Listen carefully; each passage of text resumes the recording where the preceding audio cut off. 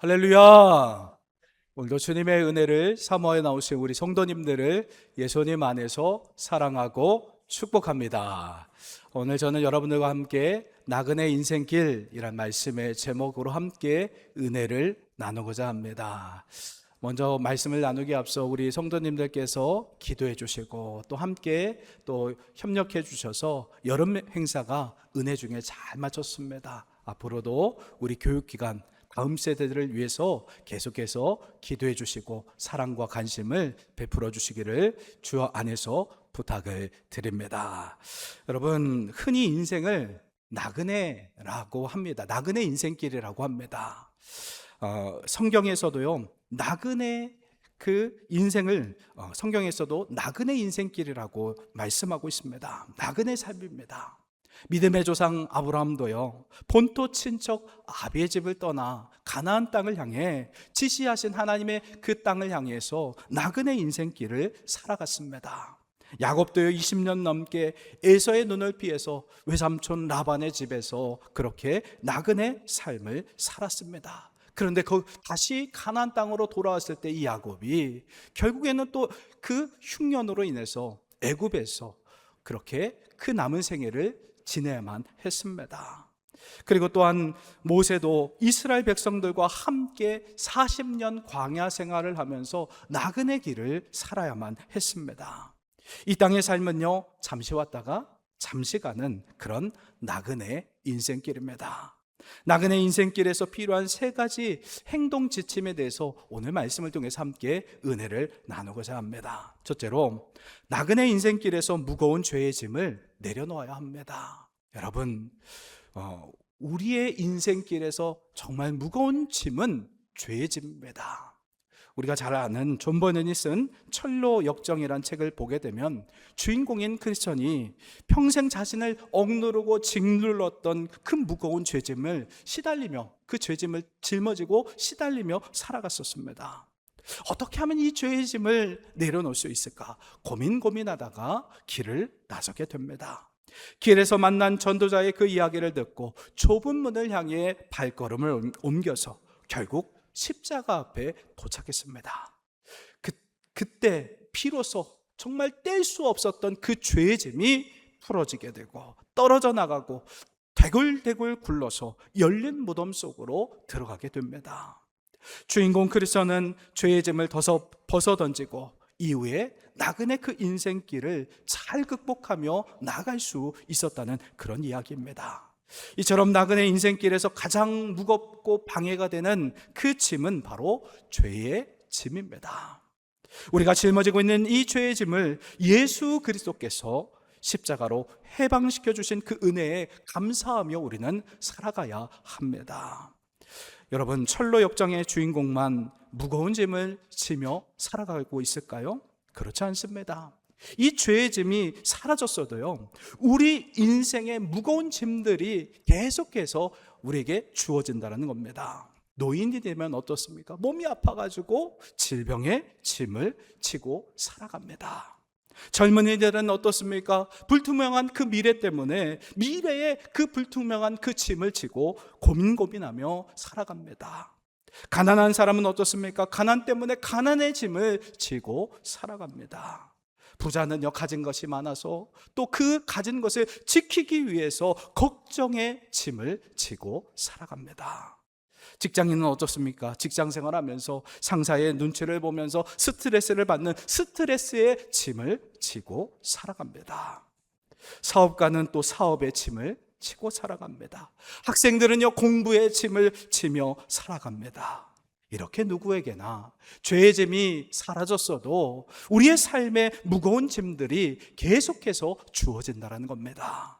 그러나 이 무거운 짐 중에서 가장 무거운 짐은 단연 죄의 짐입니다. 시편 38편 4절 말씀 함께 보겠습니다.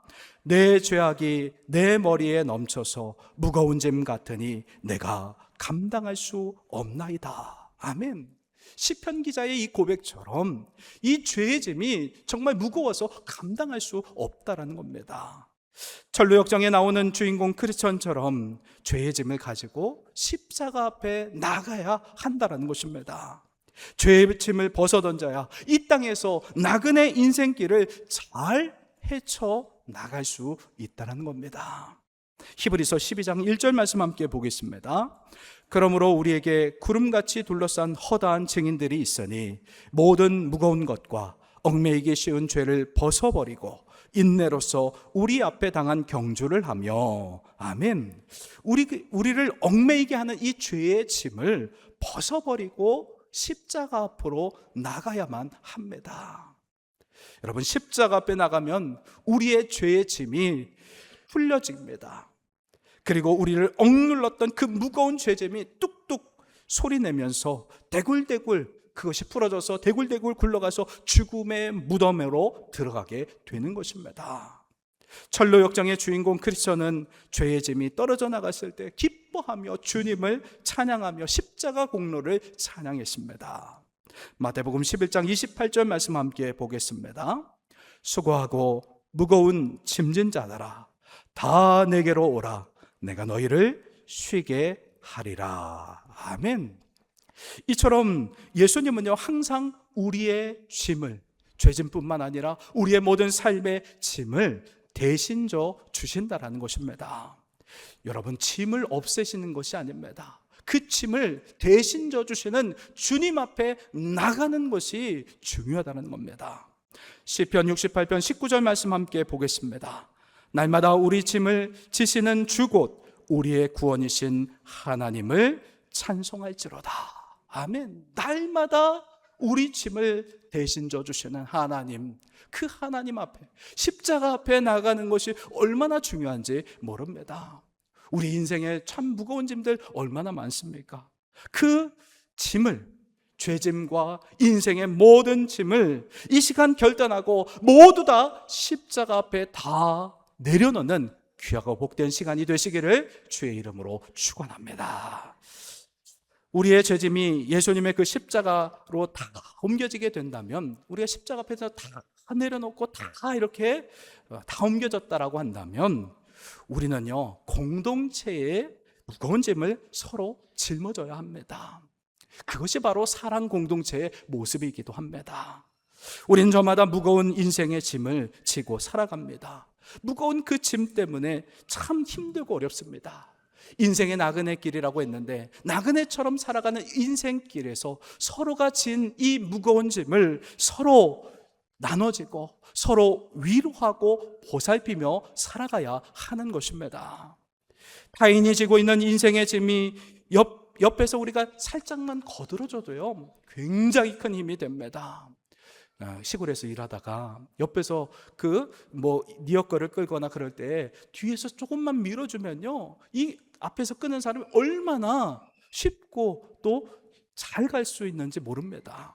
이와 마찬가지입니다. 우리의 인생의 짐이 옆에 있는 사람들 무거워 보일 때 곁에서 함께 살짝 거들기만 하면 서로가 정말 위로를 받고 힘을 얻고 소망을 얻을 수 있게 된다는 겁니다. 그래서 우리가 나그네 인생길에서 서로의 무거운 짐을 헤아려 가면서 도와주고 협력하는 것이 너무나 중요합니다. 갈라디아서 6장 2절 말씀 함께 보겠습니다. 너희가 짐을 서로 지라 그리하여 그리스도의 법을 성취하라. 아멘.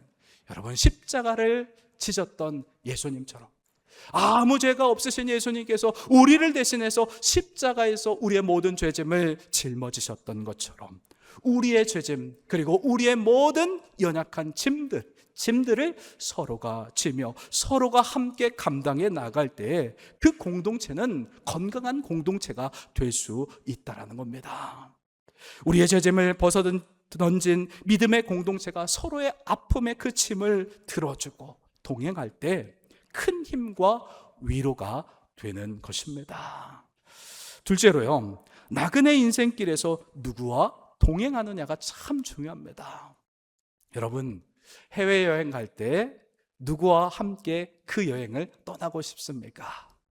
저는요 저희 아내와, 사랑하는 아내와 함께 해외여행 떠나고 싶습니다. 해외여행을 신혼 초에만 가고 한 번도 간 적이 없습니다.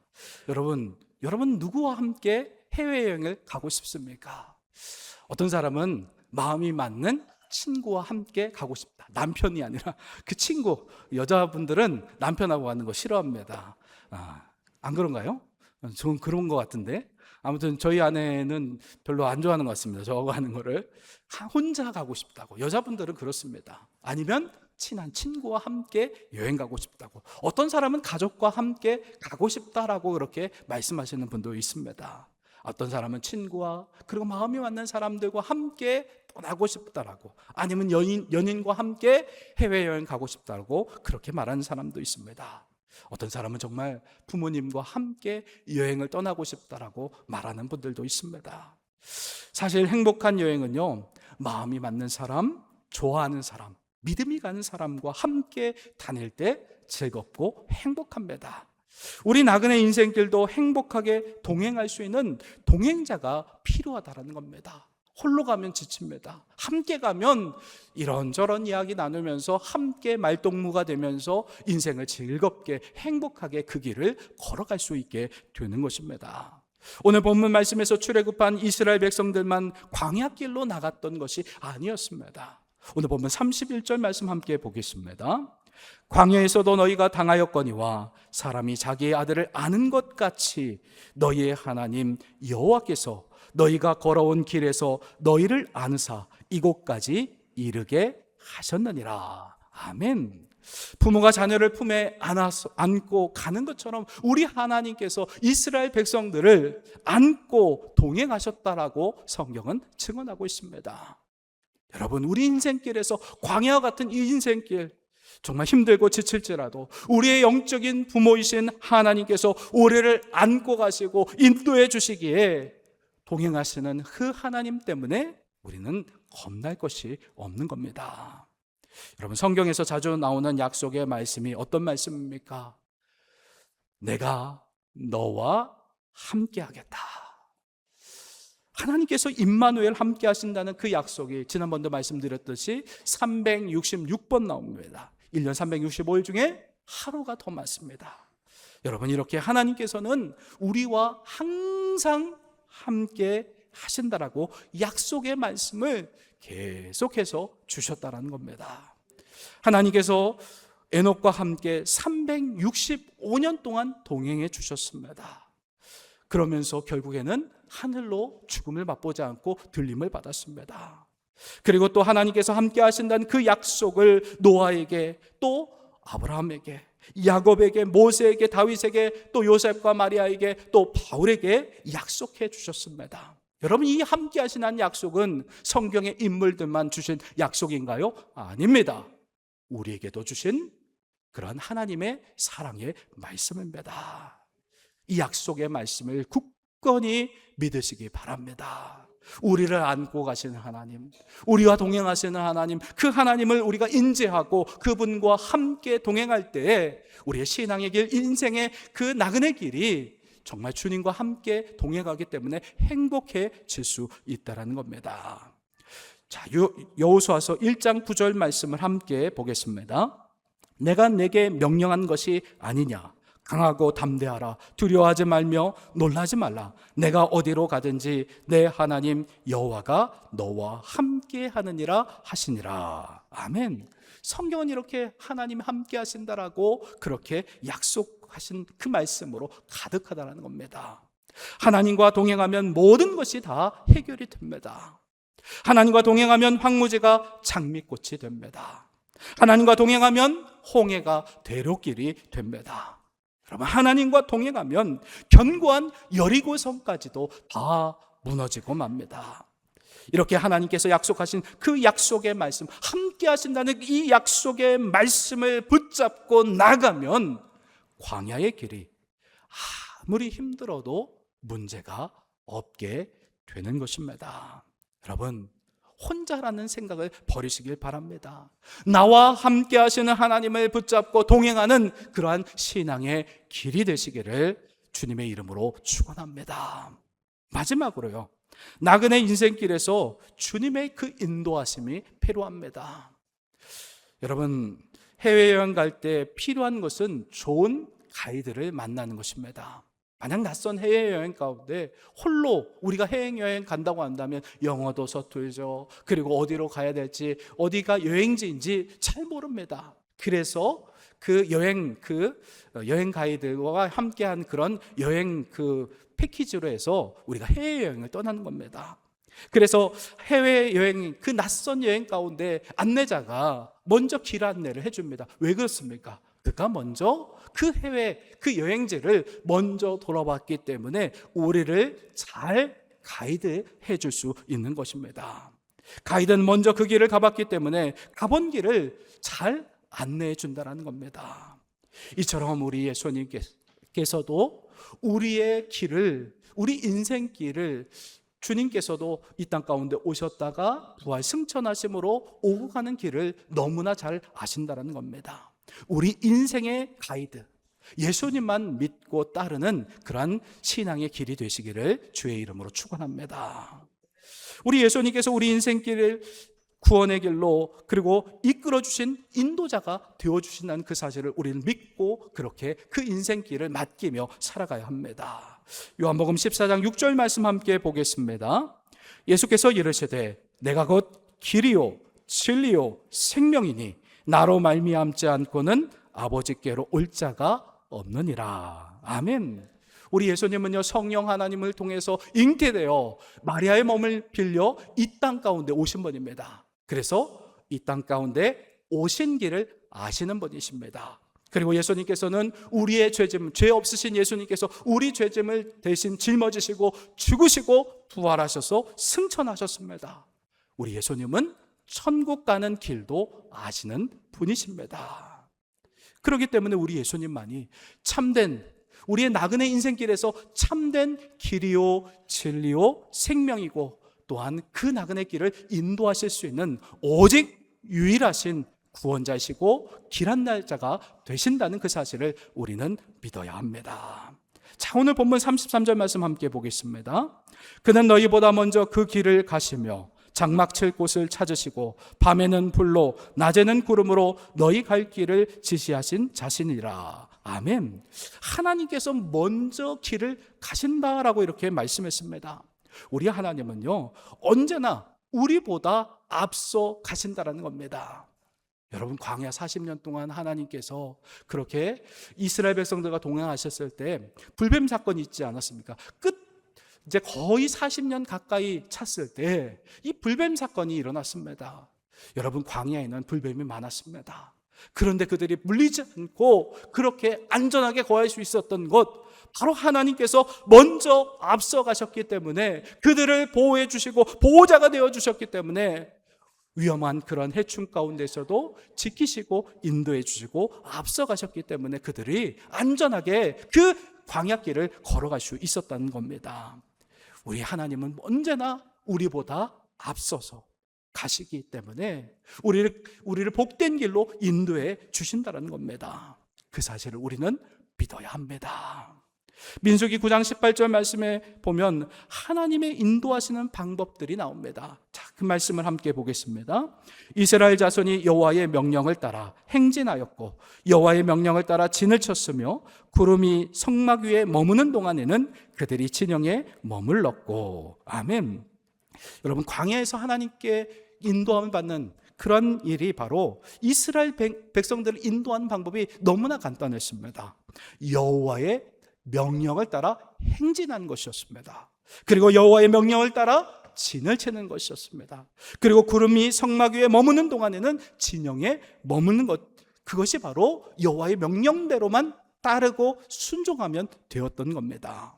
즉, 하나님의 그 인도하심을 받기 위해서는 하나님의 명령에 그대로 순종하면 되는 것입니다.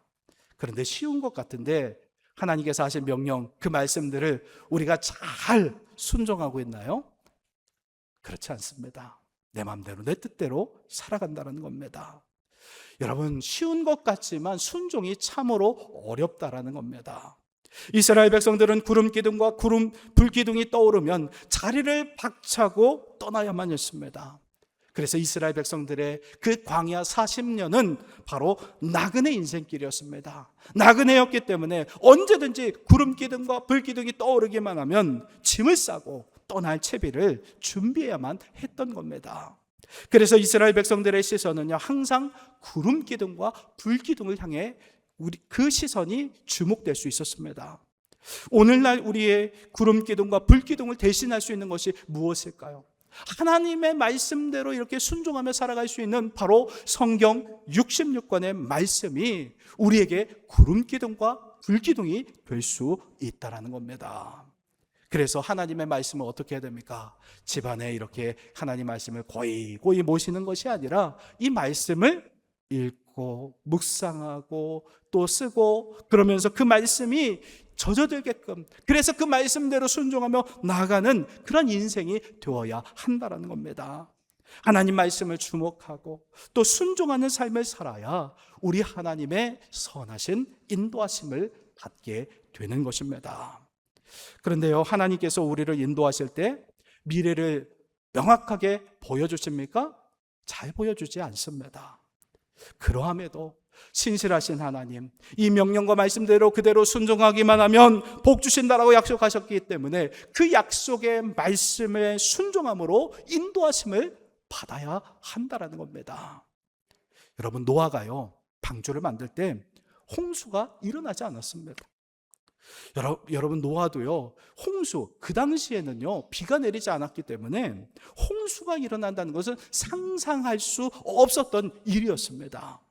노아는요, 홍수가 언제 일어날지도 몰랐습니다. 100년 넘게 그 방주를 만든다고 한번 생각해 보세요.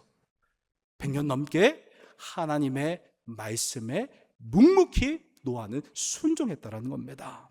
언제 홍수가 일어날지 몰랐으나 하나님의 말씀을 신뢰하며 믿었기 때문에 노아는 그 방주 만드는 그 일을 멈추지 않고 순종했고, 결국에는 구원을 받을 수가 있었습니다. 이와 마찬가지입니다. 노아도 100년 넘게 순종했는데 우리는 그 삶 가운데 참 이게 될까 안 될까 의심하면서 순종하지 않는 우리의 모습이 참 부끄럽기만 합니다. 여러분, 노아처럼 하나님 말씀이 참이고 이 말씀이 생명이고 이 말씀이 그대로 진실로 이루어진다는 성취되는 말씀으로 믿고 우리가 그대로 순종해야 한다는 겁니다.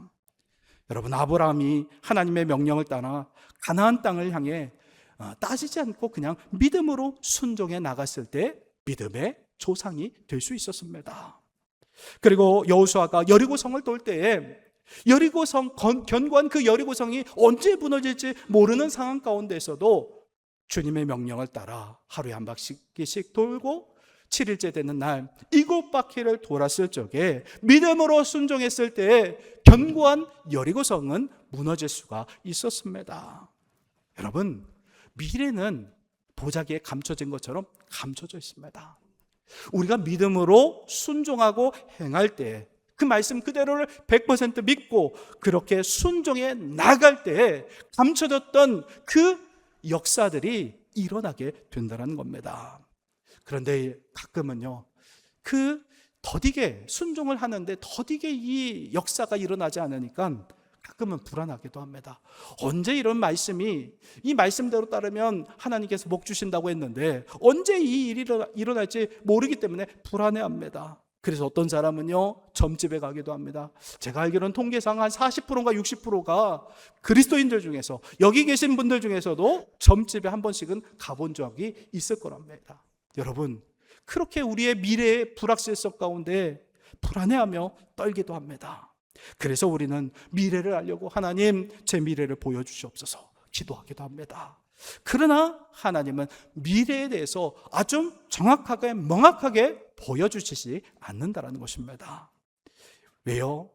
미래의 그 일들은 믿음으로 쟁취해야 하는 것들이기 때문입니다. 미래의 비밀은 언제나 하나님의 주권 안에 있기 때문입니다. 자, 신명기 29장 29절 말씀 함께 보겠습니다. 감춰진 일은 우리 하나님 여호와께 속하였거니와 나타난 일은 영원히 우리와 우리 자손에게 속하였나니 이는 우리에게 이 율법의 모든 말씀을 행하게 하심이니라. 아멘. 여러분, 모든 비밀은 바로 무한하신 하나님의 주권 안에 모두 다 감춰져 있다라고 성경은 증언하고 있습니다. 우리는 다 알 수 없습니다. 미래를 다 알 수 없습니다. 우리가 해야 할 일은 바로 하나님의 비밀을 아는 것이 아니라 하나님의 말씀대로 믿고 순종하는 그 길을, 나그네 인생길을 한 걸음 한 걸음 나가야 한다는 것입니다.